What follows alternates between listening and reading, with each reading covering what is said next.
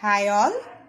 இன்றைக்கி நம்ம பார்க்க போகிறது ஒரு டிஃப்ரெண்ட்டான ஒரு ரெசிபி, ஸ்ட்ரீட் ஃபுட் ரெசிபி. இது வந்து ரொம்ப எல்லாருக்குமே ஃபேவரட்டாக உள்ளது.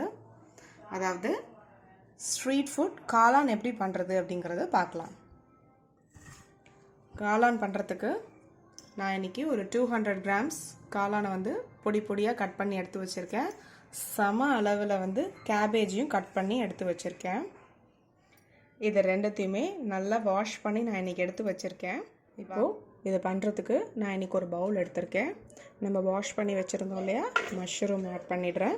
அடுத்து கேபேஜையும் ஆட் பண்ணிடுறேன். இது கூட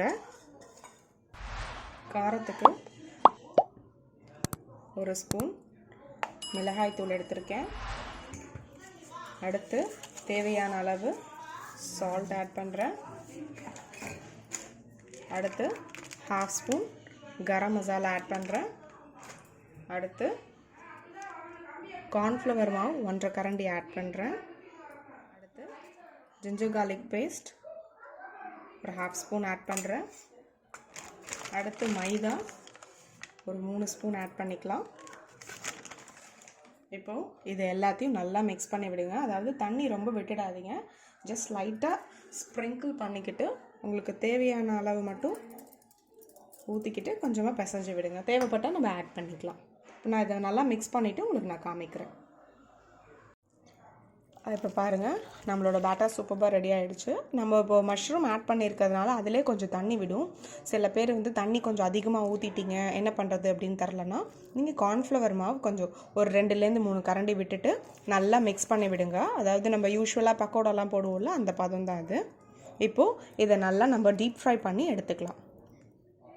பாருங்கள், நான் இப்போ ஒரு கடாய் வச்சுருக்கேன். அதில் வந்து தேவையான அளவு ஆயில் ஆட் பண்ணியிருக்கேன். ஆயிலும் இப்போ ஹீட் ஆகிடுச்சு. இப்போது நம்ம ரெடி பண்ணி வச்சுருந்தோம் இல்லையா, அந்த பேட்டர் போட்டு நல்லா ஃப்ரை பண்ணி எடுத்துக்கலாம்.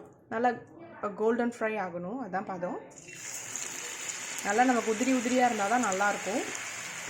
ஸோ அதை அப்படியே நான் போட்டுடுறேன். பாருங்கள் ஃப்ரெண்ட்ஸ், இப்போ நம்ம நல்லா இந்த டீப் ஃப்ரை பண்ணி எடுத்து வச்சுருக்கேன். இதை வந்து நல்லா ஆறுனதுக்கு அப்புறம் குட்டி குட்டியாக பிச்சு எடுத்துக்கோங்க.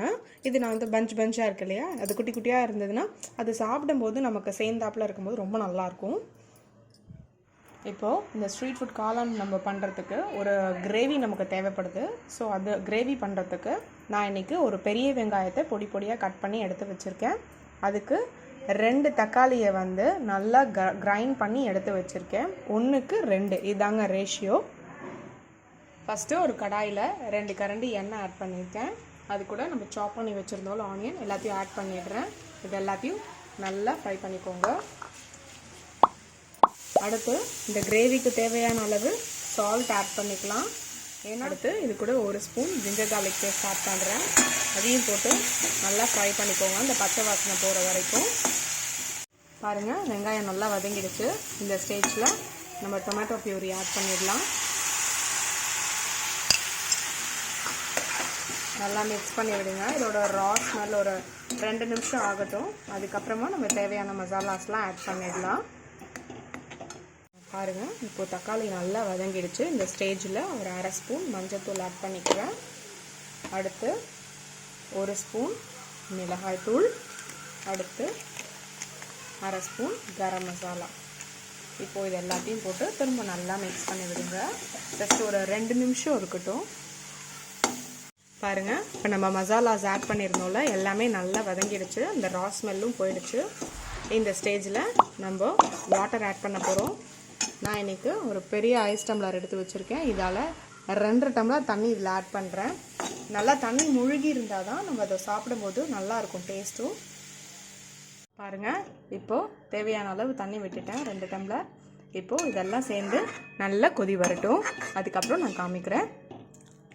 பாருங்கள் ஃப்ரெண்ட்ஸ், இப்போது நல்ல கொதி வந்துடுச்சு. இந்த ஸ்டேஜில் நம்ம டீப் ஃப்ரை பண்ணி வச்சுருந்தோம் இல்லையா, காளான் அண்ட் கேபேஜ், இதை நல்லா நான் உதிரியாக ஸ்ப்ரெட் பண்ணிக்கிட்டேன். இதை வந்து இப்போ நம்ம இதில் ஆட் பண்ணிடுறேன். பாருங்கள், இப்போ இது எல்லாத்தையும் நல்லா இதோட மிக்ஸ் பண்ணி விடுங்க. இதெல்லாம் சேர்ந்து ஒரு 10 மினிட்ஸ் கிட்ட நல்லா கொதிக்கணுங்க. ஒரு செமி கிரேவியாக வர வரையும் நல்லா கொதிச்சுக்கிட்டே இருக்கட்டும். பாருங்கள், நல்லா செமி கிரேவி கன்சிஸ்டன்சி தான், பர்ஃபெக்டான கன்சிஸ்டன்சி. சில பேர் வந்து தண்ணி நிறைய ஆட் பண்ணிட்டேன் அப்படின்னு நினச்சிங்கன்னா நீங்கள் இந்த ஸ்டேஜில் ஒரு ஸ்பூன் கார்ன்ஃப்ளவர் மாவு தண்ணியில் விட்டுட்டு நல்லா மிக்ஸ் பண்ணி விடுங்க. இந்த அளவுக்கு உங்களுக்கு திக்காக கிடச்சிடும். ஃபைனலாக நம்ம கொஞ்சம் கார்னிஷிங்க்கு ஆனியன் சாப் பண்ணி வச்சுருந்தோம், அது கொஞ்சம் கார்ன் போட்டுடலாம். அடுத்து கொஞ்சமாக கொத்தமல்லி இலை. அவ்வளோதாங்க, நம்ம சூப்பர்பான காளான் மசாலா ரெடி. ட்ரை பண்ணுங்கள், டேஸ்ட் பண்ணுங்கள். தேங்க்யூ.